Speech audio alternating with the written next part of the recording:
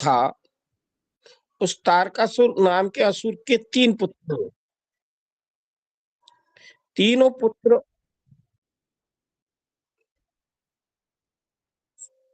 तीनों पुत्र अंतरिक्ष में विमान बना के निवास करते थे।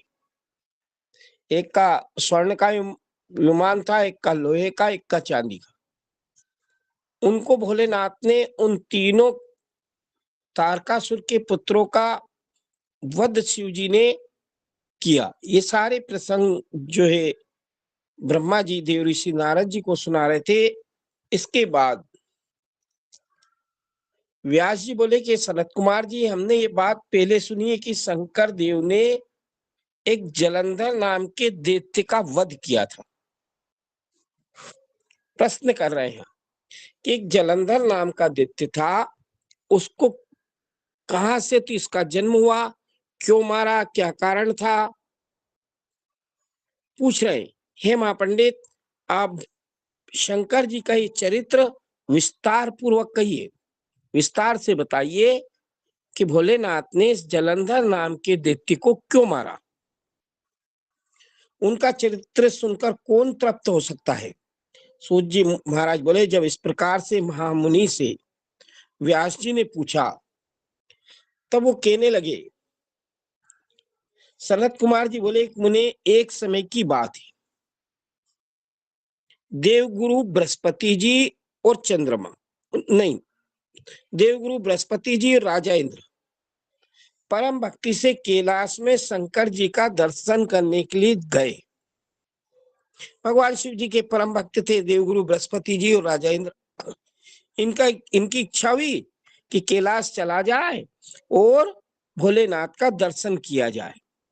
तो भगवान शंकर ने देवगुरु बृहस्पति जी इंद्र का आगमन जानकर, भोलेनाथ पहले ही जान गए कि देवगुरु बृहस्पति जी राजा इंद्र दर्शन के लिए आ रहे हैं, अपने दर्शन में प्रीति करने वालों के ज्ञान की परीक्षा का विचार किया। इनमें ज्ञान कितना है, इनकी परीक्षा ली जाए। भोलेनाथ जान गए थे कि देवगुरु बृहस्पति राजा इंद्र आ रहे हैं, तो इनकी ज्ञान का परीक्षा ली जाए। वो दिगंबर सत्पुरुषों की गति, उनके मार्ग को रोककर, जिस रास्ते से आ रहे थे उस रास्ते को रोककर शीश पर जटा बांधे।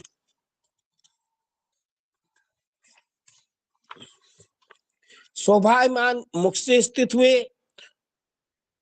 उस समय देवगुरु बृहस्पति और इंद्र आनंद से आ रहे थे।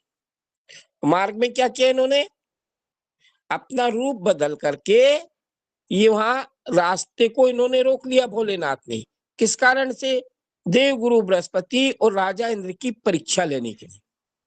उस समय बृहस्पति इंद्र आनंद से आ रहे थे। मार्ग में अद्भुत आकार वाले अद्भुत रूप बना लिया था भोलेनाथ ने। देवगुरु बृहस्पति की राजा इंद्र की परीक्षा करने के लिए इन्होंने अद्भुत रूप धारण किया था। भीम पुरुष को देखते हुए बड़ा भारी रूप बना लिया था। रास्ते में बैठ गए थे। महातेजस्वी, शांत, मस्तक पर जटा बांधे। तेज भी कम नहीं है भोलेनाथ का। शीश पर जटा बांधे थे। महाभाऊ, बड़ी बड़ी भुजाएं, बड़ी बड़ी भाऊ थी। गोर वर्ण, भयंकर नेत्र। तब अपने अधिकार से दुर्मद हुए इंद्र ने उनसे पूछा, अरे राजा इंद्र था, देवताओं का राजा था, अभिमान था। भोलेनाथ स्वयं परीक्षा लेने के लिए मार्ग में ऐसा विशाल काय रूप बनाकर बैठे थे। ये महा अभिमानी था राजा इंद्र, इंद्रपद का अभिमान था। ये नहीं समझा कि हमारे मार्ग में स्थित हुए पुरुष भोलेनाथ ही है, जबकि दर्शन इन्हीं का करने आ रहे थे। पर वो नहीं समझ पाया कि भोलेनाथ ही है। इंद्र ने कहा, है पुरुष तुम कौन हो, कहां से आए, क्या तुम्हारा नाम है। शिवजी अपने ही स्थान पर स्थित है, वह प्रभु कहीं गए। भोलेनाथ का पूछ रहे हैं कि कैलाश पे ये कहीं चले गए। सनत कुमार जी बोले, इंद्र के इस प्रकार पूछने पर जो तपस्वी का रूप धारण किया था भोलेनाथ ने, कुछ नहीं कहा। इंद्र ने फिर भी पूछा, लेकिन फिर भी कुछ नहीं बोले। फिर भी लोकों के अधीश्वर इंद्र ने उनसे फिर पूछा, पर अनेक प्रकार की लीला करने वाले महाप्रभु महायोगी फिर भी नहीं बोले।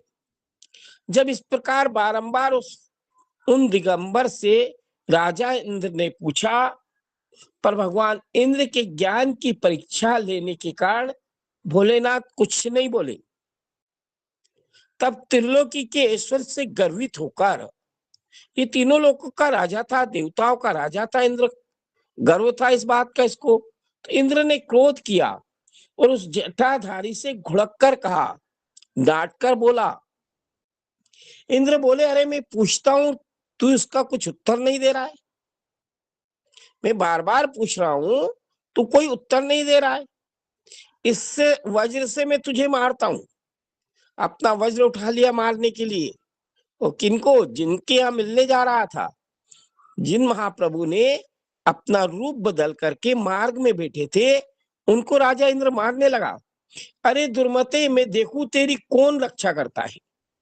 सनत कुमार जी बोले, इंद्र ने इस प्रकार से कहकर जब क्रोध में भरकर उस देखा, उस दिगंबर के मारने के लिए वज्र हाथ में उठाया। और दिगंबर कौन थे? स्वयं भोलेनाथ थे। तब सदाशिव देव ने इंद्र को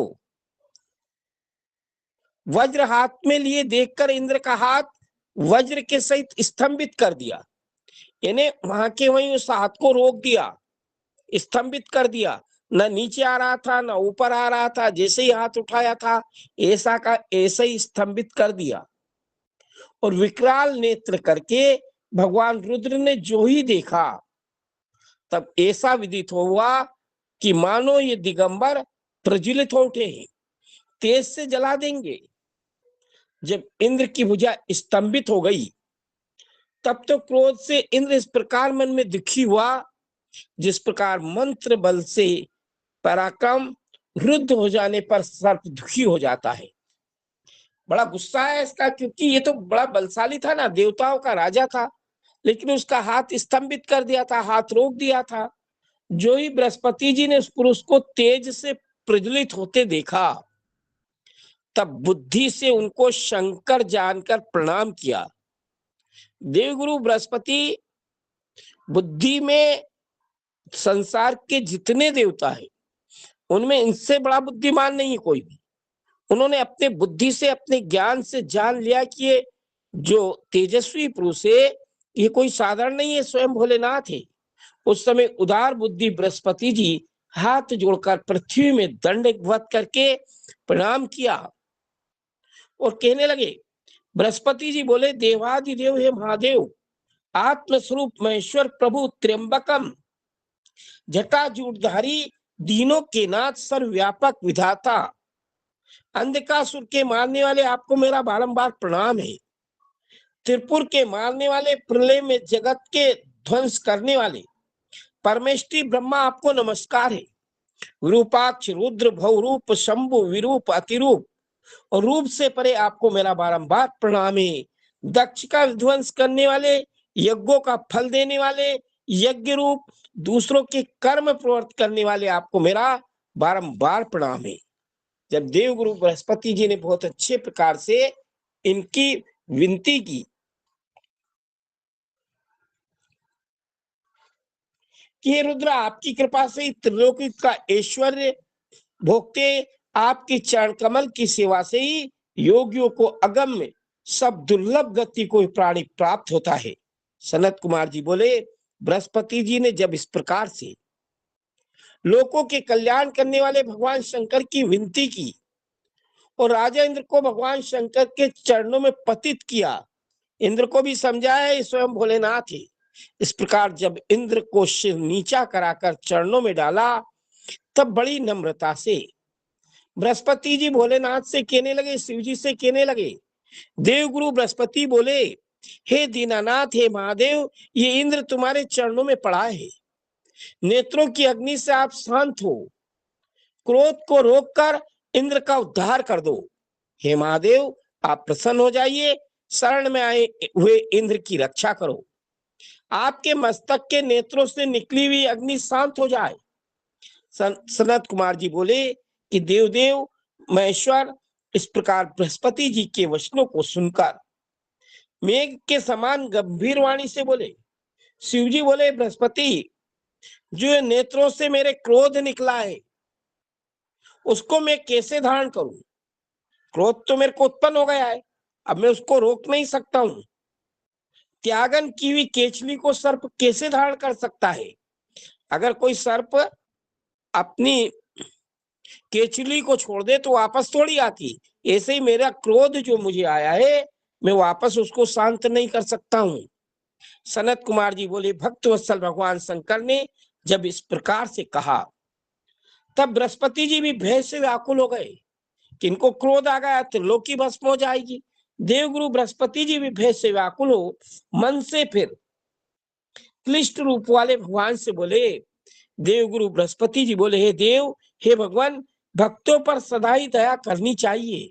हे शंकर, भक्त वत्सल नाम को आप सार्थक करिए। आपका नाम ही भक्त वत्सल है, आप भक्तों पर कृपा करने वाले, आप अपने नाम को सार्थक करिए।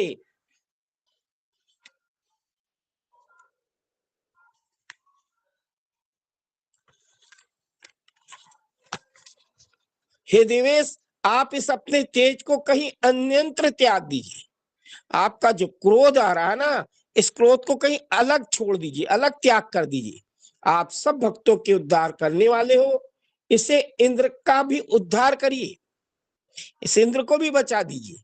सनत कुमार जी बोले, जब भक्त वत्सल भगवान शिव जी से इस प्रकार बृहस्पति जी ने कहा, उस समय दीनों के दुख दूर करने वाले भगवान, जो भी दुखी होता है सभी दुखियों के दुख दूर करने वाले भगवान ने गुरु बृहस्पति जी से कहा।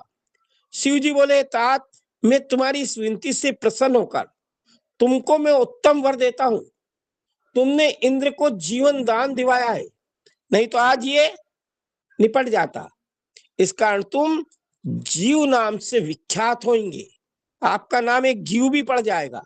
और जो इंद्र के मारने वाली अग्नि मेरे भाल नेत्र से प्रकट हुई है, इसे मैं दूर ही निक्षेप करता हूं, जिससे इंद्र को पीड़ित नहीं करे। मैं जो मेरी क्रोध की अग्नि प्रकट हुई है, मैं इसको दूर छोड़ दूंगा। सनत कुमार जी बोले, इस प्रकार से भगवान शंकर ने अग्नि में अपने सिर के नेत्र से उत्पन्न हुई तेज को हाथ में धारण करके, जो क्रोध था, जो अग्नि थी तीसरे नेत्र की, अपने हाथ में धारण करके क्षार समुद्र में त्यागन कर दिया। जो खारा समुद्र है उस खारे समुद्र में छोड़ दिया। तब महालीला करने वाले भगवान रुद्र वहीं अंतर ध्यान हो गए। इंद्र तथा बृहस्पति जी भी भेद से मुक्त हो परम सुख को प्राप्त हो गए। जिनके निमित्त जाने की इच्छा की थी, उनके दर्शन पाकर देव गुरु बृहस्पति राजा इंद्र प्रसन्नता से अपने स्थान को चले गए। व्यास जी बोले, हे सनत कुमार जी, हे सर्वज्ञ, हे ब्रह्मपुत्र, आपको मेरा बारंबार प्रणाम है। मैंने ये महात्मा शंभु की अद्भुत कथा सुनी है कि नहीं? अद्भुत कथा हे तात, जिस समय शिव जी ने वो अपने माथे के नेत्र का तेज क्षीर समुद्र में डाल दिया, खारे समुद्र में डाल दिया, उस समय क्या हुआ? फिर क्या हुआ उसका? वो जो भगवान शिव जी का क्रोध था, तेज था, उस समुद्र में डाल दिया। इसके बाद क्या हुआ वो आप कहिए। तो सनत कुमार जी बोले, तात, हे महाभाग, आप महा अद्भुत शिवलीला को सुनिए। अद्भुत शिवलीला है ये, जिसको श्रद्धा से सुनकर भक्त योगियों की गति को प्राप्त होते हैं। जिस समय शिव जी ने अपना वो तेज क्षार समुद्र में डाल दिया, उस समय वो शीघ्र ही बालक बन गया। क्रोध था ना भगवान शिव जी का, वो एक बालक रूप से बन गया। जहां गंगा सागर का संगम हुआ, वहां पर स्थित हो सब लोगों का भय देने वाला बालक उच्च स्वर से रोने लगा। कलकत्ता के पास गंगा सागर नाम का क्षेत्र है, वहीं पर वो बड़े बालक बन के बड़े ऊंचे स्वर से रोने लगा। उसके रोने से पृथ्वी बारंबार कंपायमान होने लगी।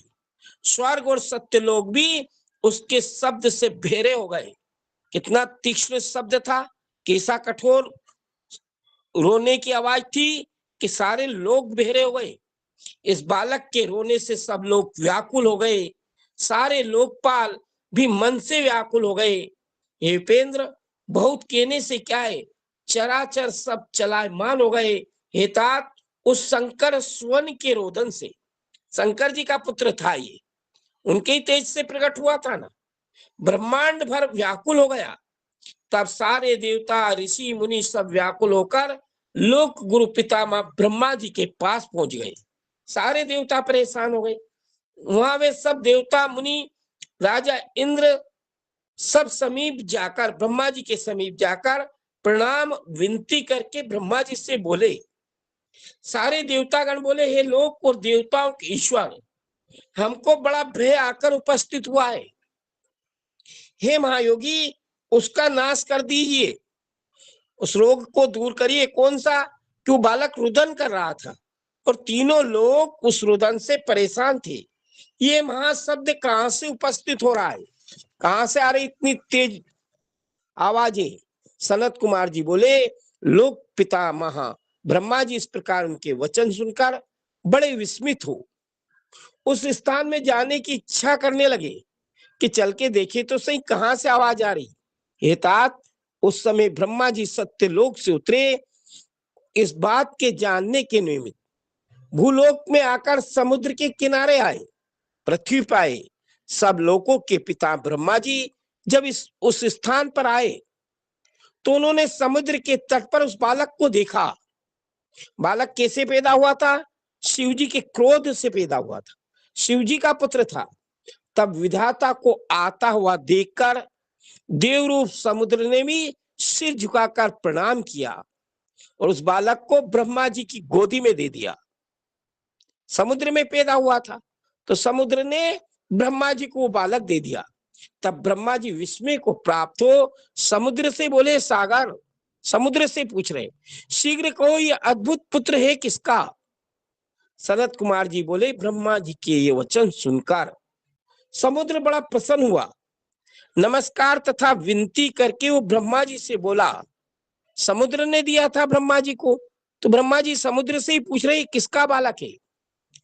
तो ब्रह्मा जी से कहने लगा, समुद्र ने कहा, भगवान, मुझको अनजान में ये बालक मिला है, मैं भी अनजान हूं, मेरे में तो ये बालक आके मिला है, मैं नहीं कह सकता हूं कि किसका पुत्र है। ये सब लोगों के पति ये गंगा सागर के संगम में अकस्मात प्रकट हुआ है, समुद्र में प्रकट हुआ है, मैं क्या जानता हूं किसका पुत्र है। हे जगत गुरु, इस बालक के जात कर्म आदि संस्कार करिए। पहले सारे संस्कार होते थे, 16 ही संस्कार होते थे, पर आजकल तो संस्कारों की तो बात ही मत करिए। सारे संस्कार इस पाश्चात्य संस्कृति ने हमारे जो सनातन के संस्कार थे सब लुप्त कर दिए। स्वयं ब्रह्मा जी उस बालक का जात कर्म आदि संस्कार करा रहे, सारे संस्कार लुप्त हो गए। अब कोई संस्कारों की बात नहीं होती है। अब एक और नया चला है कि अगर कोई जन्मदिन मनाता है तो वो भी अंग्रेजी तारीख से, और वो भी कैसे? हमारे संस्कृति में, सनातन संस्कृति में कोई भी दीपक को फूंक मार के नहीं बुझाता है। और आज की देखिए पाश्चात्य संस्कृति, जन्मदिन मनाते, मोमबत्ती जलाते और उसको बुझवा देते। यानी अपनी संस्कृति के विपरीत लोगों का कार्य हो रहा है। देखिए यहाँ ब्रह्मा जी ने इस बालक के जात कर्म आदि संपूर्ण संस्कार किए। हे विधाता, आप इसके जातक का सब फल वर्णन कीजिए, ये किसका पुत्र है? समुद्र पूछ रहा है ब्रह्मा जी से। सनत कुमार जी बोले, जब सागर ने ऐसा कहा तब सागर पुत्र ब्रह्मा जी के गले में हाथ डालकर बारंबार आकर्षण करने लगा। वो जो बालक पैदा हुआ था ब्रह्मा जी के गले से ही लिपट गया। हे व्यास जी, जिस समय वो बालक ब्रह्मा जी के गले को पकड़ने लगा, अब तो उसने धीरे धीरे ब्रह्मा जी का ही गला दबाने लगा। तब पीड़ित हुए ब्रह्मा जी के नेत्रों से जल टपकने लगा। इतना तेजस्वी बालक था, इतना बलवान था कि ब्रह्मा जी का ही गला दबा रहा था। फिर किसी प्रकार अपने दोनों हाथों का बल लगाकर ब्रह्मा जी ने उस बालक से अपना कंठ जैसे तैसे छुड़ाया। फिर आदर से कहा, ब्रह्मा जी बोले, सागर, मैं इस तुम्हारे पुत्र का जातक के अनुसार सब फल कहता हूं। कैसे कह रहे हैं फल? उसका कार्य देखकर फल बता रहे ब्रह्मा जी, क्योंकि वो तो ब्रह्मा जी को ही मारने लगा था। नहीं किस इस मैं इस तुम्हारे पुत्र का जातक के अनुसार सब फल कहता हूं, तुम सावधान होकर सुनो। जिस कारण से कि इसने मेरे नेत्रों से जल निकाला, अरे मेरे आंखों से जल निकल आया, इस कारण इसका विख्यात नाम जलंधर होगा। क्या नाम विख्यात होगा इसका? जलंधर होगा। इस समय जबकि ये वो उत्पन्न होने से ही तरुण हो गया है, जन्म लेते ही बड़ा हो गया, इससे वो सब शास्त्रों का पारगामी, सब शास्त्रों को भी जानने वाला, महापराक्रमी, बहुत बड़ा बलवान, महाधीरज वाला, धैर्य धारण करने में भी इसके समान कोई नहीं होगा, महायोद्धा, युद्ध कौशल में भी इससे आगे कोई नहीं होगा, रण में दुर्मर्द होगा, युद्ध में इससे कोई जीत नहीं पाएगा। और ये युद्ध में कार्तिकेय के समान गंभीर होगा, संग्राम में सबको जीतने वाला, और सब संपत्ति से विराजमान होगा। संपत्ति की भी कोई कमी नहीं रहेगी इसके घर में, सारी संपत्ति रहेगी इसके यहाँ। ये बालक सब दैत्यों का अधिपति होगा, सारे राक्षसों का राजा बनेगा, और ये विष्णु को भी जीतने वाला, इन्हें भगवान विष्णु से भी जीत जाएगा। ये कभी किसी से हारेगा ही नहीं। ये रुद्र को छोड़कर सब प्राणियों से अवध्य होगा। मात्र भोलेनाथ के अलावा इस जलंधर को कोई भी नहीं मार सकेगा। इन्हें भगवान विष्णु नहीं मार सकते तो फिर कौन मारेगा? जहां में ये उत्पन्न है वहीं ये जाएगा। सौभाग्य की बढ़ाने वाली इसकी स्त्री बड़ी पतिव्रता होगी। कितनी सुंदर बात कही। सौभाग्य जो देती है महिलाओं को, और सौभाग्य को बढ़ाने वाली इसकी जो पत्नी है बड़ी पतिव्रता होगी। वो सर्वांग से सुंदरी, सारे अंग जिसके सुंदर, परम मनोहर, प्यारा बोलने वाली, शील का सागर होगी, बहुत प्रेम से बोलेगी, बहुत सुंदर होगी, पतिव्रता नारी इसको मिलेगी। सनत कुमार जी बोले, ऐसा कहकर सुखदेव जी को बुलाकर, शुक्राचार्य जी को बुलाकर, किनको? राक्षसों के गुरु है शुक्राचार्य जी, उनके हाथ से उस बालक को दैत्यों के राज्य में अभिषेक कर दिया, यानी राक्षसों का राजा उसको बना दिया। और सागर को आमंत्रण कर ब्रह्मा जी वहां से अंतर्ध्यान हो गए, शुक्राचार्य जी को सौंप दिया। समुद्र उस बालक को देख बड़ा प्रसन्न हुआ, उसके सुख नेत्र खिल गए। वो उस बालक को प्रसन्नता से लेकर अपने स्थान को ले गया, और प्रसन्न अनेक उपायों से उस बालक को पुष्ट करने लगा। पालन पोषण किसने किया? समुद्र का पुत्र था ना, तो समुद्र ने ही पालन पोषण किया। वो सर्वांग से सुंदर, सारे अंग सुंदर, मनोहर, बड़े अद्भुत तेज वाला था, तेज भी बहुत था। तब सागर ने काल नेमी नामक महाअसुर को बुलाकर, उसकी एक वृंदा नाम की कन्या थी। किसकी?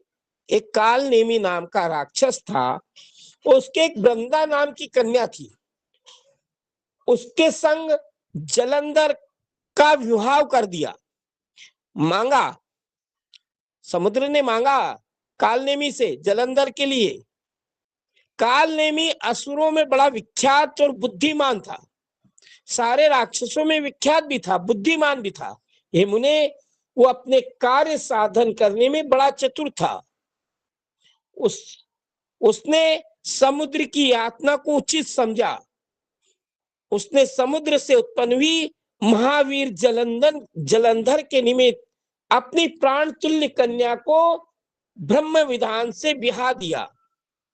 विवाह भी अलग अलग प्रकार के होते हैं, अलग अलग विधान है। 8 प्रकार के विवाह बताए हमारे धर्म शास्त्रों में। तो उस काल नेमी ने अपनी वृंदा नाम की कन्या का विवाह इस जलंधर के संग कर दिया। उनके विवाह में उस समय महान उत्सव हुआ, बहुत आनंद भी आए। हिमने नद नदी सब असुरों को बड़ा सुख हुआ। स्त्री सहित पुत्र को देखकर समुद्र को भी बड़ा सुख हुआ। ब्राह्मण तथा अन्य लोगों को भी बहुत सा दान दिया गया। जो पाताल के रहने वाले दैत्य थे, पहले देवताओं ने जीत के उनको पाताल भेज दिया था, अब वे निर्भय हो भूमंडल पर विचरण करने लगे। इतना बलशाली था वो, अब उनको डर नहीं था। वे काल नेमी आदि उस सागर के पुत्र के निमित्त अपनी कन्या देकर बड़े प्रसन्न हुए। ऐसे बलशाली को कन्या दे दी, अब वो राक्षसों के साथ हो गया ना, और देवताओं के जीतने के निमित्त उसके आश्रित हो गए। वो भी असुर वीरों में मुख्य समुद्र का ये पुत्र जलंधर नाम वाला जितेंद्री कैसा था? जितेंद्री था, भले राक्षस था, पर अपनी इंद्रियों को उसने जीत रखा था। जितेंद्री था। बड़ी सुंदर पत्नी को प्राप्त होकर शुक्राचार्य जी के प्रभाव से राज्य करने लगा। बड़ी सुंदर भार्या मिली थी इसको, वृंदा नाम की। सनत कुमार जी बोले, एक समय की बात है, इस समुद्र का पुत्र जलंधर अपनी पत्नी वृंदा के सहित सब असुरों से सम्मान को प्राप्त होकर सभा में बैठा था। बहुत सुंदर पत्नी थी इसकी, बड़ी पतिव्रता नारी थी।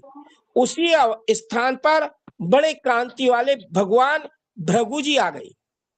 भृगु जी नाम के ऋषि, जो मूर्तिमान तेज के समान सब दिशाओं को प्रकाशित कर रहे थे। उन गुरु जी को आया हुआ देखकर सब दैत्य सागर पुत्र जलंधर ने भी बड़े आदर से उनको प्रणाम किया। तेजस्वी भार्गव ने उन सबको आशीर्वाद दिया और मनोहर आसन पर उनको बैठाया। उधर वे भी दैत्य पूर्वक आसन पर बैठे। तब वीर सिंधु पुत्र जलंधर ने अपनी सभा को देख बड़ी प्रसन्नता प्रकट की। कारण क्या था? उसका श्रेष्ठ शासन कहीं नष्ट नहीं होता था।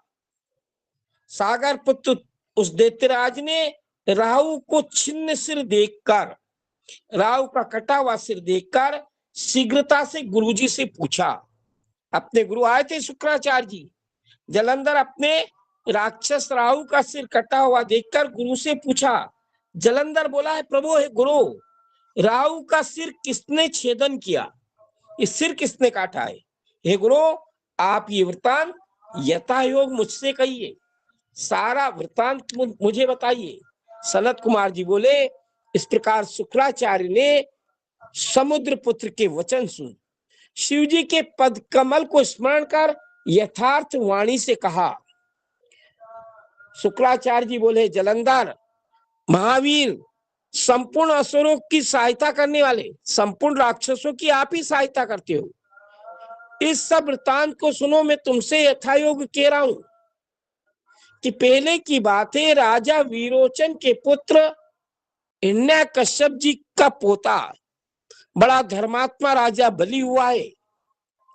उस राजा बलि से सब देवता पराजित हो भगवान विष्णु की शरण में गए। स्वार्थ के साधन करने वाले ब्रह्मा आदि ने अपना वृत्तांत कथन किया। उन भगवान विष्णु की आज्ञा से देवताओं ने दैत्यों के साथ संधि कर ली, मित्रता कर ली। हेतात छल कर्म में विलक्षण, वे इस कार्य में चतुर है। तब देवता और दैत्यों ने अमृत के निमित्त समुद्र का मंथन किया और विष्णु जी ने उन देवता और दैत्यों की सहायता की। उस समय देवताओं ने रत्नों को तो स्वयं लिया और छल से अमृत भी देवताओं को दिया। उस समय विष्णु की सहायता पाकर अमृत पान से बलि होकर इंद्र आदि देवताओं ने दैत्यों को युद्ध में परास्त कर दिया। जिस समय देव सभा में जाकर ये राहु देव रूप से अमृत पान कर रहा था, देवताओं की लाइन में बैठकर ये राहु अमृत पीने लगा, उस समय इंद्र के पक्षपाती भगवान विष्णु ने राहु का सिर छेदन कर दिया।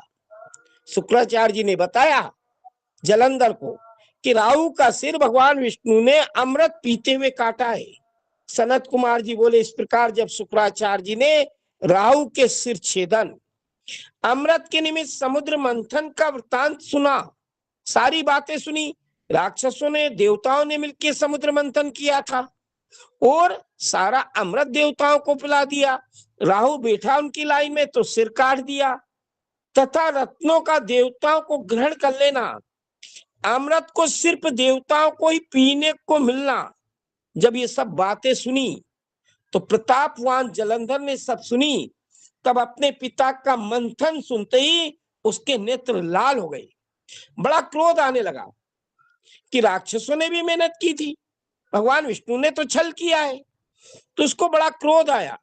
परंतु उसने घस्मर नाम के एक दूत को बुलाकर, एक घस्मर नाम का उसका दूत था, उसको बुलाया, गुरु का कहा हुआ उसको सारा वृत्तांत सुनाया, सारी बातें सुना दी कि देवताओं ने ऐसा ऐसा किया हम राक्षसों के साथ। तो उस दूत को बुलाकर इंद्र के निकट उस दूत को बड़े सम्मान अभय देकर उसने भेजा। किसने? जलंधर नाम के राक्षस ने राजा इंद्र के पास अपने दूत को भेजा, कारण कि वो दूत बड़ा चतुर था, वो बुद्धिमान दूत बड़ी शीघ्रता से इंद्रपुरी को गया और वो जलंधर का दूत सब देवताओं से युक्त उस इंद्र की सुधर्मा सभा में प्राप्त वो बुद्धिमान दूत बड़ी शीघ्रता से इंद्रपुरी को पहुंच गया था। वो जलंधर का दूत सब देवताओं से युक्त उस इंद्र की सुधर्मा सभा में प्राप्त होकर बड़े गर्व से, डरता नहीं था, बड़ा गर्व था ना, ये जलंधर का दूत था, देवताओं के अधिपति इंद्र से बोला। वो घस्मर बोला, जलंधर सागर का पुत्र, सब दैत्यों का अधिपति है, सारे राक्षसों का वो राजा है, महाप्रतापी महाबली है, शुक्राचार्य जी उसके सहायक है, मैं घस्मर नाम वाला उसका दूत हूं। यथार्थ में घस्मर भक्षक नहीं हूं, उस वीर का भेजा हुआ तुम्हारे पास आया हूं। बड़े बुद्धि वाले जलंधर की आज्ञा इस समय तक कहीं नहीं रुकी है, त्रिलोकी में उसकी आज्ञा चलती है, उसने संपूर्ण दैत्यों के शत्रु जीत लिए। हमारे स्वामी जलंधर ने जो कहा है उसे आप सुनिए। दूत कह रहा राजा इंद्र के यहाँ जाके, जलंधर ने कहा है तुमने किस कारण मेरे पिता को पर्वत डालकर मथन किया। हे देवताओं, मैं अधम, तुमने मेरे पिता के सब रत्नों को किस प्रकार से ग्रहण किया। अब जलंधर के पिता कौन थे? समुद्र थे, समुद्र में पैदा हुआ था। तू दूत कह रहा है राजा इंद्र से कि तुमने मेरे पिता में पर्वत डाला और उसका मंथन किया, सारे रत्न तुमने ले लिए, ये तुमने अच्छा नहीं किया। रत्न कहां से निकले थे? समुद्र से। जलंधर किसका पुत्र? समुद्र का पुत्र। तो वो तो मेरा अधिकार क्षेत्र है रत्नों का, तो तुमने कैसे ग्रहण कर लिए? ये तुमने अच्छा नहीं किया, उन रत्नों को शीघ्र मुझे लौटा दो और सब देवताओं सहित मेरी शरण में आकर प्राप्त हो जाओ। हे देवताओं, मैं अधम, ऐसा ना करने से तुमको मुझसे बड़ा भय आकर के प्राप्त होगा, नहीं तो फिर तुम्हारी तुम जानना। सनत कुमार जी बोले, ये दूत के वचन सुन इंद्र बड़े विस्मित हुए, डर भरा गया इंद्र के मन में। उसको स्मरण करता हुआ भय रोष के सहित इंद्र बोला, जब पर्वत मेरे भय से पलायन करने लगे तब सागर ने अपने में उनको शरण दी। राजा इंद्र कह रहा, पर्वत डरते थे मेरे से भय करते थे, जब इसी सागर ने पर्वतों को शरण दी और भी उस सागर ने मेरे शत्रु दैत्यों की रक्षा की, इस कारण मैंने उसके संपूर्ण रत्नों का हरण किया है। मुझसे द्रोह करने वाले कभी सुखी होके नहीं बैठ सकते। राजा इंद्र कह रहा है, जो मुझसे द्वेषता रखता है जीवन में कभी सुखी नहीं हो सकता है। मैं ये सत्य कह रहा हूं।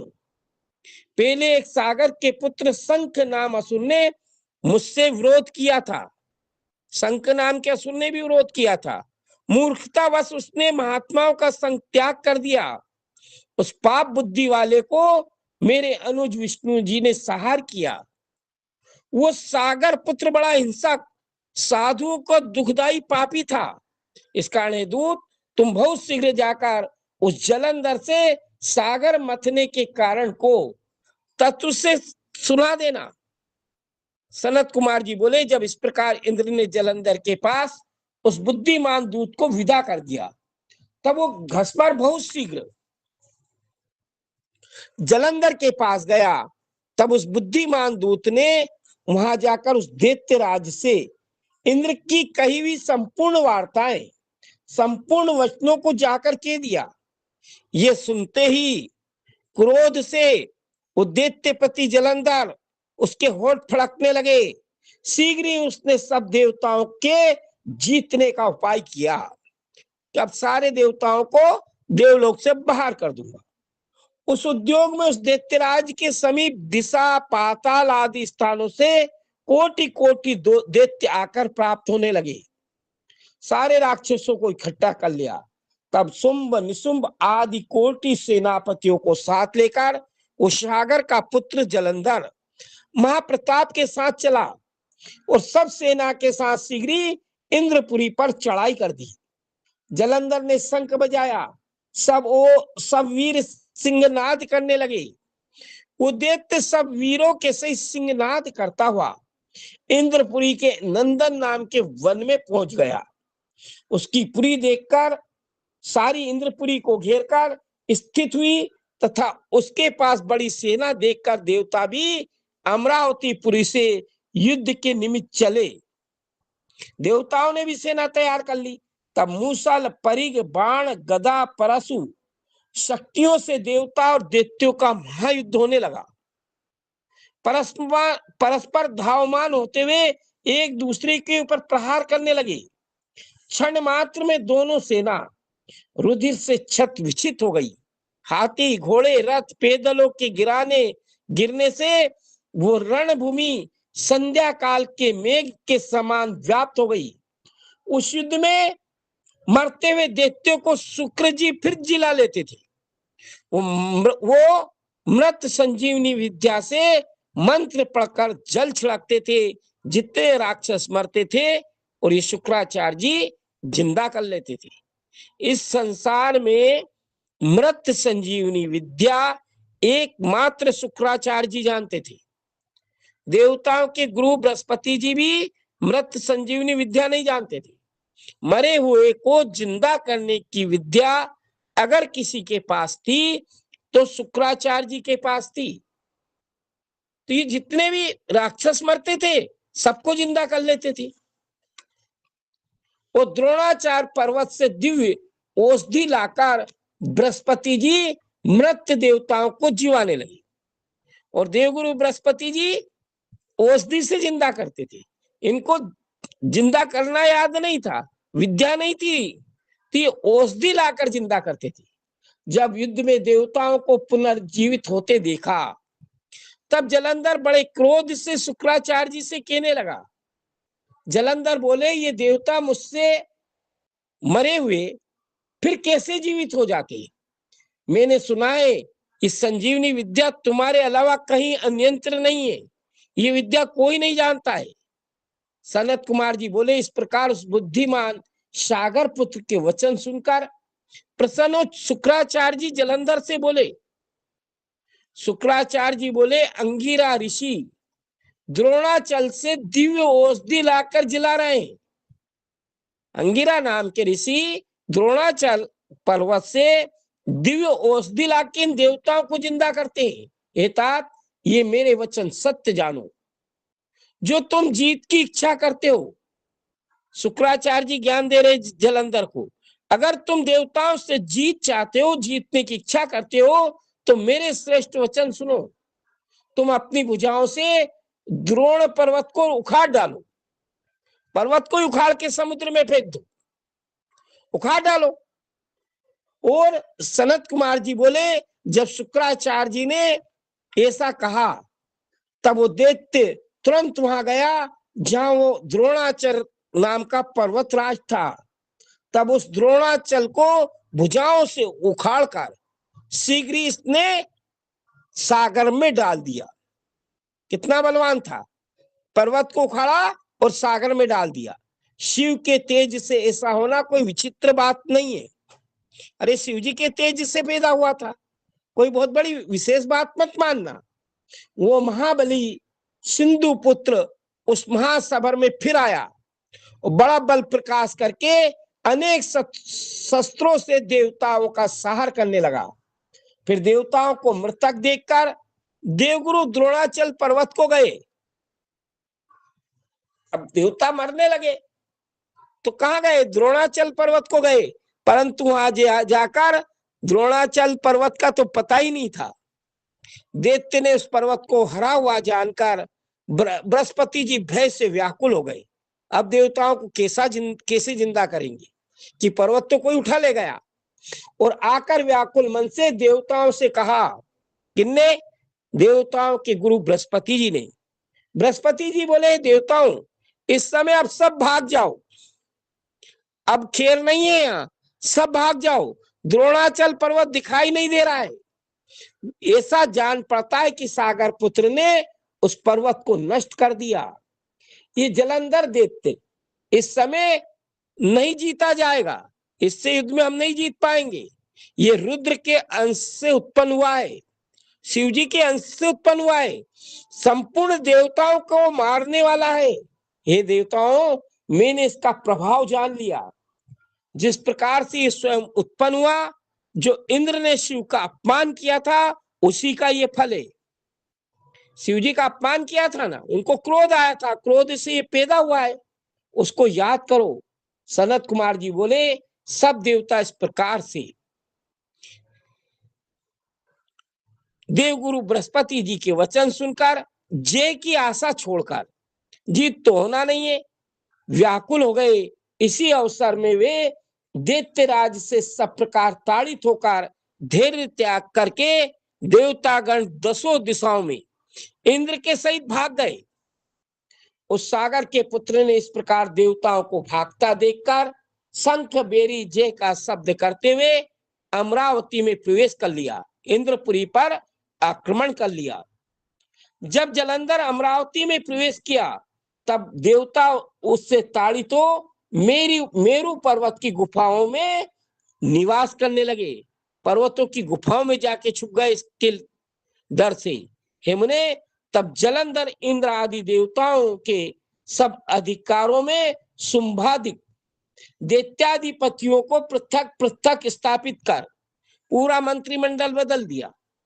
जहां जहां पर भी देवता बैठे थे सब पर राक्षसों को स्थापित कर दिया। आप मेरू पर्वत की गुफाओं में देवताओं को खोजने के लिए निकल गया।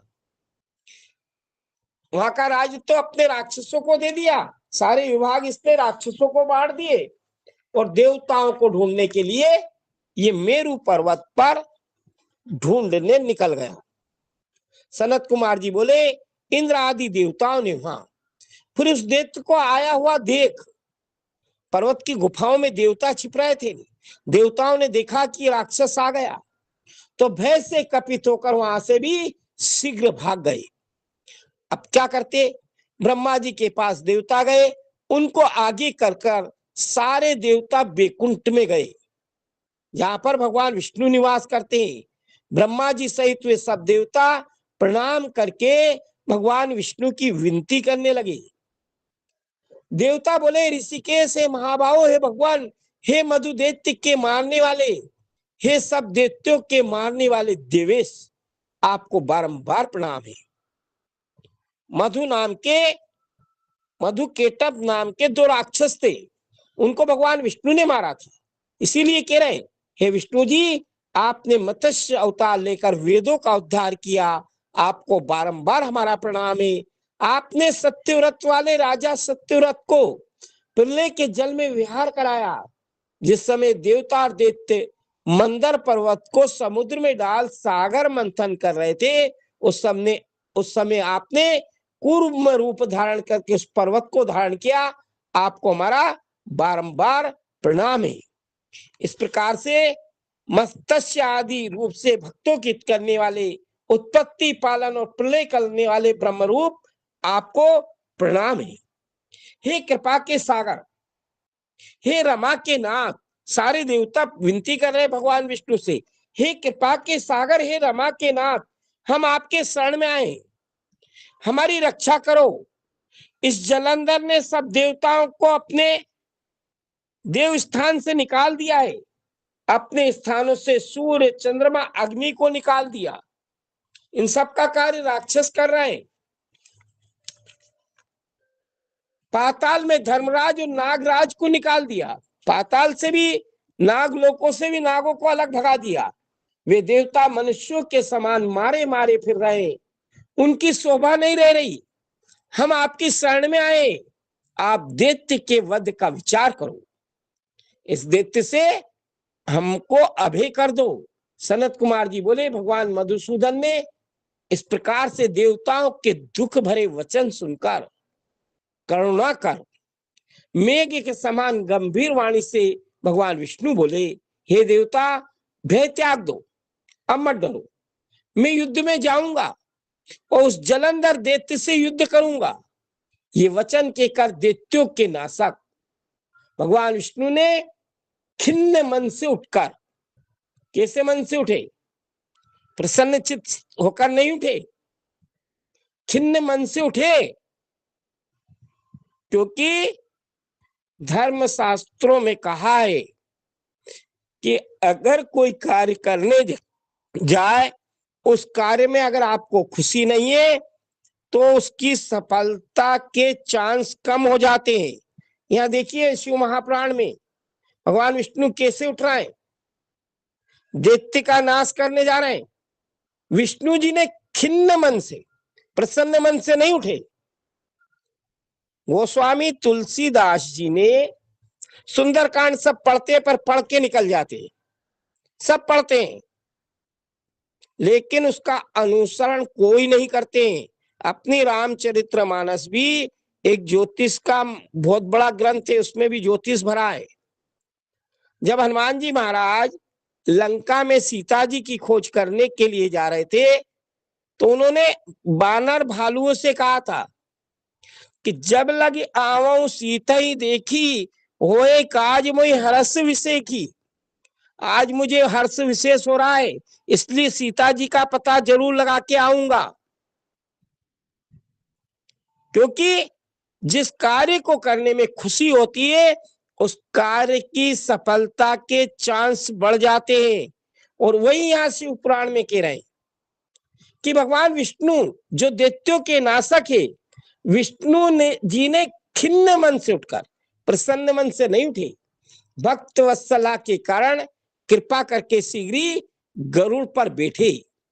जब इस प्रकार से देवताओं के साथ अपने प्राणपति को जाता देखा, लक्ष्मी जी ने देखा कि भगवान विष्णु जलंधर को मारने जा रहे हैं, अपने प्राणपति को लक्ष्मी जी ने देखा, तब नेत्रों में जल भरकर आंसू आ गए। लक्ष्मी जी के नेत्रों में आंसू आ गए। कारण बताइए क्यों आए? क्योंकि जलंधर भी समुद्र से पैदा हुआ और लक्ष्मी जी भी समुद्र से पैदा हुई। तो जलंधर कौन हुआ? लक्ष्मी जी का भाई हुआ ना, लक्ष्मी जी का भाई हुआ कि नहीं? लक्ष्मी भी समुद्र से पैदा हुई, जलंधर भी समुद्र से पैदा हुआ, तो लक्ष्मी जी का भाई हुआ ना।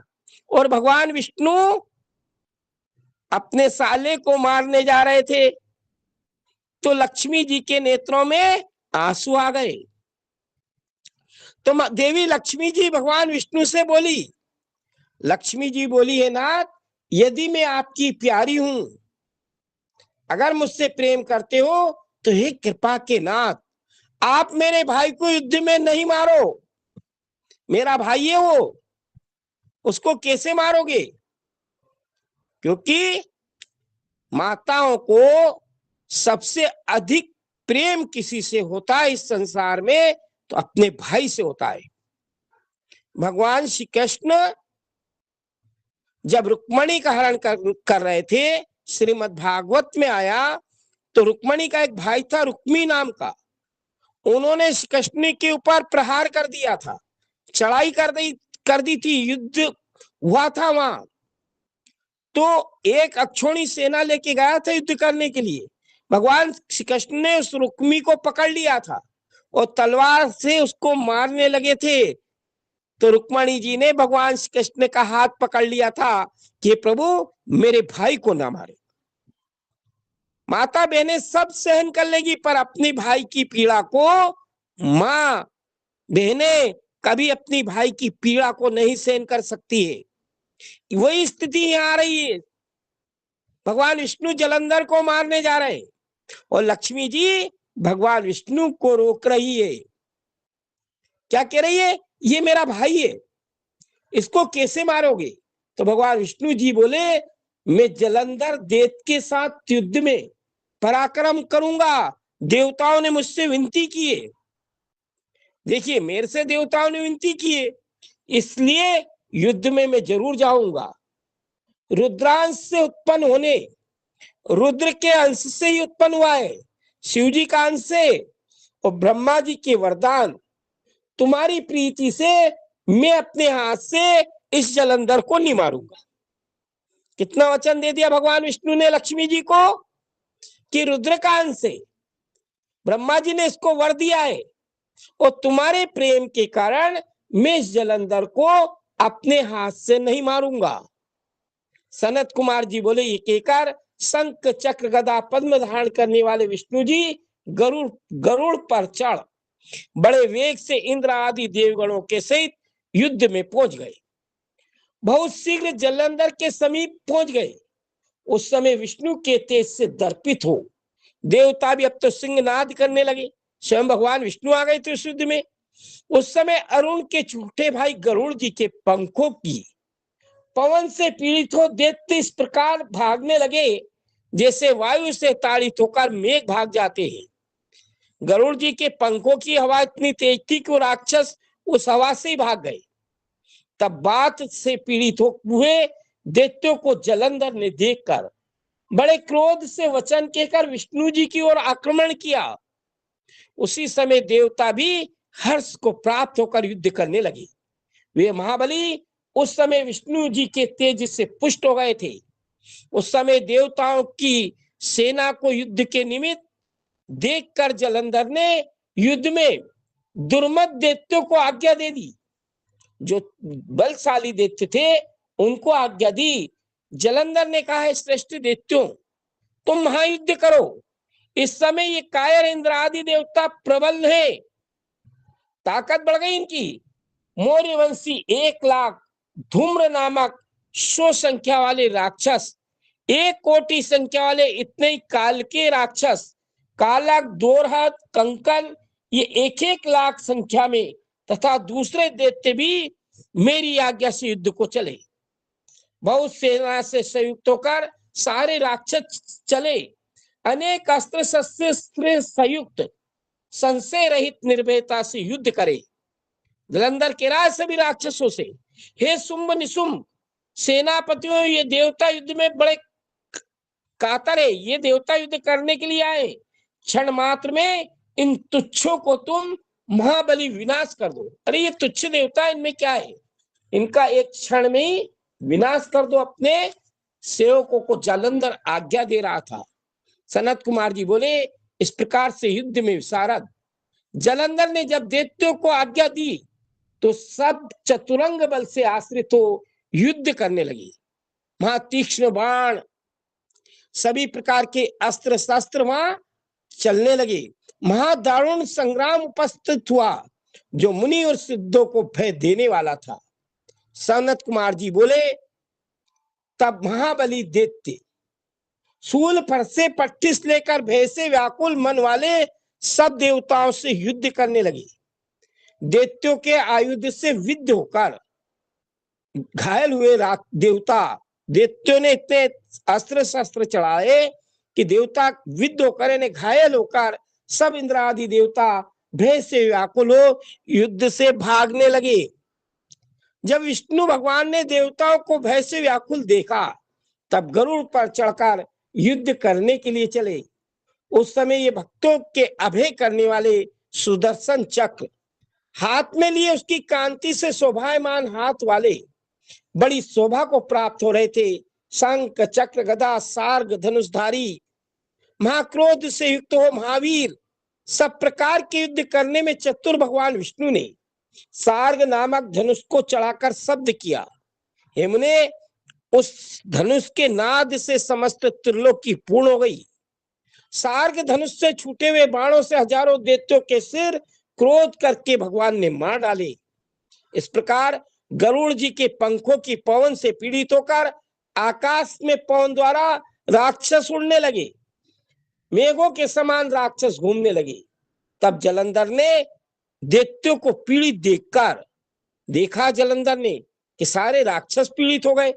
भय देने के निमित्त उस महादैत्य ने महाक्रोध किया और दैत्यों को मरता हुआ देखकर उसके होठ फड़कने लगे। वो वीर बड़े वेग से हरि के साथ युद्ध करने के लिए चला। उसने देवता तथा असुरों को भय उपजाने वाला बड़ा नाद किया, बहुत तेज चिल्लाया। उस दैत्याधिप के शब्द करने से उस समय सुनने वालों के कान बेरे हो गए। जिस समय जलंधर दैत्य ने महानाद किया, उससे संपूर्ण जगत कंपायमान हो गया। उस समय भगवान विष्णु और ये दैत्येंद्र जलंधर दोनों के बीच में महायुद्ध होने लगा। दोनों के बाणों से आकाश में अवकाश न रहा। इतने बाण थे आकाश में कि कोई जगह खाली नहीं थी। हे मुने, जिस समय इनका परस्पर संग्राम हुआ, उस समय देवता राक्षस ऋषि सिद्धियों को बड़ा विस्मय हो रहा था। सब घबरा रहे थे कि दोनों तरफ कोई साधारण योद्धा नहीं थे। विष्णु जी ने अपने बाणों के प्रहार से उस दैत्य के ध्वज छत्र धनुष बाण काटकर एक बाण उसके हृदय में प्रहार किया। उसी समय दैत्य ने शीघ्रता से गदा हाथ में लेकर उसे गरुड़ के सिर पर मारकर गरुड़ को भी भूमि पर गिरा दिया।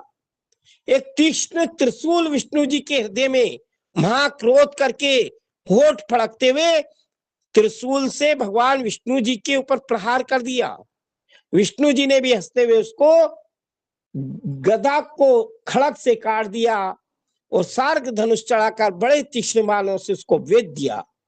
उस समय विष्णु जी ने और उस राक्षस ने भी एक भयंकर तीक्ष्ण बाण लेकर महाक्रोध करके उस जलंधर को मारा। महाबली दैत्य ने उस बाण को आता हुआ देखकर उस बाण को छेद कर शीघ्रता से अपने बाण को विष्णु जी के हृदय में प्रहार कर दिया। उस समय महाबाहु महावीर भगवान विष्णु ने भी उसके छोड़े हुए बाण को अपने बाणों से तिल के समान काट दिया। ऐसा महा जोरदार भगवान विष्णु जलंधर के बीच में युद्ध चल रहा था। महावीर विष्णु जी ने भी उस व्यथा को कुछ नहीं गिनकर उसके हृदय में दृढ़ मुष्टि से प्रहार कर दिया। तब उन दोनों महाबलियों का महायुद्ध होने लगा। बहु मुष्टि जानुओं के शब्द से पृथ्वी शब्दायमान होने लगी। इस प्रकार उस असुर के साथ बहुत समय तक युद्ध करके भगवान बहुत विस्मित हुए। मरने में नहीं आ रहा था और कुछ परिश्रम माना। भगवान विष्णु भी उससे युद्ध करते करते थक गए, परिश्रम हो गया उनको। तब माया करने वाले माया जानने वालों में श्रेष्ठ भगवान उस दैत्यराज से गंभीर वाणी से बोले। भगवान विष्णु बोले, रण दुर्मित दैत्य श्रेष्ठ, तुम धन्य हो जो तुम महायुद्ध से तथा श्रेष्ठ आयुधों से भी डर नहीं रहे हो। तुम श्रेष्ठ हो। हमने इन आयुधों से बहुत से दैत्यों का संहार किया है। इन अस्त्र शस्त्रों से बहुत से राक्षसों को मारा है। महासंग्राम में इन्हीं आयुधों से छिन्न भिन्न होकर बहुत से मृत्यु को प्राप्त हुए। हे दैत्य, मैं तुम्हारे युद्ध से प्रसन्न हूं। मैंने चराचर त्रिलोकी में तेरे समान कोई वीर नहीं देखा है। राक्षस भी कम वीर नहीं होते थे। स्वयं भगवान विष्णु इस वीर की बड़ाई कर रहे हैं। हे दैत्य श्रेष्ठ, मैं तेरे विक्रम से ने तेरे पराक्रम से प्रसन्न हुआ। जो तेरी इच्छा हो वो वर मांग ले। यानी युद्ध नहीं जीत पाए थे भगवान विष्णु, उस राक्षस से कह रहे जो चाहे वो वर मांग ले। ऐसा पहली बार नहीं हुआ कि युद्ध में भगवान विष्णु हारे। एक बार मधुकेटभ नाम के दैत्यों से महाविष्णु का बहुत बड़ा संग्राम हुआ, युद्ध हुआ। तो उस युद्ध में मधुकेटभ से भगवान विष्णु हार गए। तो भगवान विष्णु ने उन मधुकेटभ नाम के दैत्यों से कहा कि युद्ध में मैं तुमसे हार गया हूं, जो तुम चाहो वर मांग लो। तो मधुकेटभ क्या बोले कि जीते हम, तुम तो हारे हो ना, तो हारे वो से कोई वर मांगेगा क्या? अगर वर लेना हो, भगवान विष्णु से कह रहे मैं मधुकेटभ, हम जीते हैं, अगर वर लेना चाहो तो तुम हमसे वर ले लो। भगवान विष्णु बहुत मायावी है, बहुत माया चलते हैं। जैसे इससे कह रहे हैं ना जलंधर से कोई वर ले लो, तो मधुकेटभ कह रहे हैं कि हम जीते हैं युद्ध में, तुम हारे हो, जो चाहे वो वर मांग लो। तो मधुकेटभ ने भगवान विष्णु से ऐसा कहा तो भगवान विष्णु हाथ जोड़ के कहने लगे कि तुम तो एक काम करो, जब वर ही देना चाह रहे हो मुझे, तो तुम तो दोनों मेरे हाथों से मर जाओ। क्या वर मांगा भगवान विष्णु ने मधुकेटभ से कि तुम दोनों मेरे हाथ से मर जाओ। तो दोनों भगवान विष्णु के हाथों से मृत्यु को प्राप्त हुए। राक्षस साधारण नहीं होते थे। जलंधर से भी कह रहे भगवान विष्णु कि तेरे पराक्रम से मैं बड़ा प्रसन्न हूं, कोई जो तेरी इच्छा है ना वो वर मांग ले, मैं तुमको दूंगा। सनत कुमार जी बोले इस प्रकार माया वाले विष्णु जी के वचन सुनकर महाबुद्धि, बुद्धि में भी कम नहीं था, दैत्यराज जलंधर बोला हे भाव की ज्ञाता, कल्याण में यदि आप मेरे ऊपर प्रसन्न हो तो ये वर दो। क्या वर दो? कि आप मेरी भगनी के सहित तथा कुटुंब के सहित मेरे घर में आकर के निवास कीजिए। क्या और मांगा? आप परिवार सहित मेरी बहन, जलंधर की बहन कौन? लक्ष्मी जी, लक्ष्मी जी सहित पूरे परिवार सहित मेरे घर में आकर के निवास करिए। बताइए, जिसके घर में लक्ष्मी और स्वयं भगवान विष्णु रहेंगे उसके घर किस बात की कमी होगी? जलंधर ने कितना सुंदर वर मांगा कि आप तो परिवार सहित मेरे घर में निवास कीजिए। सनत कुमार जी बोले उस महादेव के इस प्रकार वचन सुनकर कुछ दुखित हो। अब भगवान तो भक्तों के यहाँ रहते हैं, मन में तो दुख होगा। देवेश विष्णु जी ने ऐसा ही होगा ये कहा। अब कभी कभी व्यवस्था के कारण किसी के यहाँ रहना पड़ता है, तब वहां विष्णु जी ने सब देवताओं सहित जलंधर नामपुर में लक्ष्मी के सहित जाकर निवास किया। तब जलंधर अपनी बहन लक्ष्मी जी से और देवताओं सहित विष्णु जी को वहां आया देखकर बड़ा प्रसन्न हुआ और जलंधर ने देवताओं के अधिकार में दानुओं के स्थान पर बड़ी प्रसन्नता से फिर पृथ्वी में आगमन किया। वो सागर नंदन देवता गंधर्व सिद्ध जनों के पास जो कुछ भी रत्न थे सब अकेला प्राप्त कर लिया। ये महाबली जलंधर महाबली निशुंभ को पाताल का राजा करके वहां से शेषनाग आदि को भूतल में ले आया। देव गंधर्व सिद्ध सर्प राक्षस मनुष्य ये सब अपने पुर में लाकर तीनों भुवन का अकेला शासन करता था। इस प्रकार जलंधर सब देवताओं को अपने वश में करके धर्म से कैसे करता था? धर्म से सुपुत्रों के समान प्रजा का पालन करता था। जैसे एक पिता अपने पुत्र का लालन पालन करते इस प्रकार प्रजा का पालन करता था। धर्म से, राक्षस भले ही था पर अधर्म से शासन नहीं करता था। उसके धर्मराज में उसका जहां तक राज था, रोगी दुखी, ना कोई रोगी ना कोई दुखी दुबला और दीन नहीं दिखाई देता था। कोई नहीं दिखाई देता था, ना रोगी दिखाई देता था, ना कोई दुबला पतला दिखाई देता था और ना किसी को कोई कष्ट होता था। ऐसा राज्य का ये शासन करता था। अब इस जलंधर के आगे का प्रसंग, ये मरेगा कैसे? क्योंकि इसकी जो पत्नी थी वृंदा बड़ी पतिव्रता थी और पतिव्रता नारी के पति को मारना सहज का काम नहीं होता है, सहज कार्य नहीं होता है। आगे की कथा अब आपको कल सुनाई जाएगी। समय भी हो गया। आप हर हर लोग महादेव। ज्यादा समय बैठ नहीं पाते हो, और एक और बड़ी सबसे बड़ी समस्या तो ये होती है कि लेट आते हो। थोड़ा सा समय से आना, क्योंकि अगली कक्षा भी होती है सबके लिए। इसमें से जाके सभी लोग दूसरी कक्षाओं में भी जाते हैं। जी दुबे जी। गुरुदेव क्षमा चाहता हूँ, शायद सबसे ज्यादा तो मैं ही लेट हुआ हूँ। नहीं नहीं, आप तो। श्रावण का महीना चल रहा है जी जी जी। और एक दिन में 2 रुद्राभिषेक कराना पड़ रहा है। और जैसे जैसे महीना अंत की तरफ बढ़ रहा है, वैसे वैसे यजमानों का प्रेशर बढ़ रहा है, दबाव बहुत ज्यादा बढ़ रहा है। ये सभी के इसलिए साथ है। शायद, जी गुरुदेव क्षमा चाहता हूँ। नहीं नहीं, आपसे नहीं कह रहा हूं मैं। थोड़ा सा क्या है, समय से जुड़ जाए ना तो समय से वो प्रसंग में जहां तक पहुंचाना चाह रहा था वहां तक पहुंच नहीं पाया। ये तुलसी जी जी का, जी जी ये क्या है कि तुलसी जी की उत्पत्ति की कथा है। पतिव्रता जी एक जी। वृंदा, यहीं से तो वृंदा वृंदा को, हुई है ना। हाँ यहीं से वृंदा हुई। तो ये मैं सुनाना चाह रहा था, पर वो क्या है कि मैं सारा उसका जलंधर का जन्म का प्रसंग सुनाया, कैसे इसने जन्म लिया, क्यों लिया, क्या क्या किया, तो वहां तक नहीं पहुंच पाया। तो इन तुलसी जी की उत्पत्ति की कथा सुनाना चाह रहा था। तो अब वो कल पूरी कर देंगे जैसे भी होगी, है ना। जी शांति जी पाठ, जी शांति पाठ कर लिया जाए, क्योंकि सभी लोग अगली कक्षाओं में भी जाएंगे, क्योंकि 10 बजे जी दूसरी कक्षा होती है। जी जी।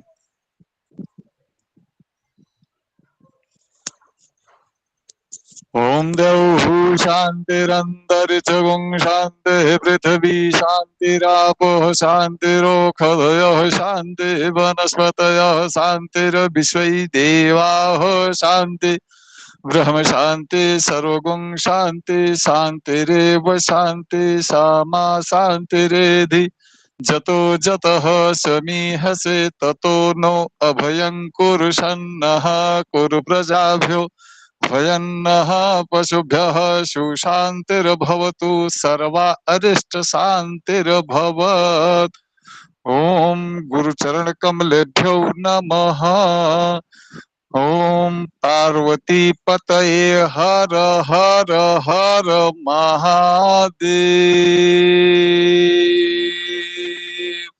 सर्वे भवन्तु सुखिनः, सर्वे सन्तु निरामयाः, सर्वे भद्राणि पश्यन्तु मां कश्चित् दुःखभाग् भवेत्।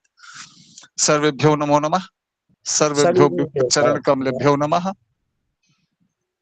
हर हर महादेव।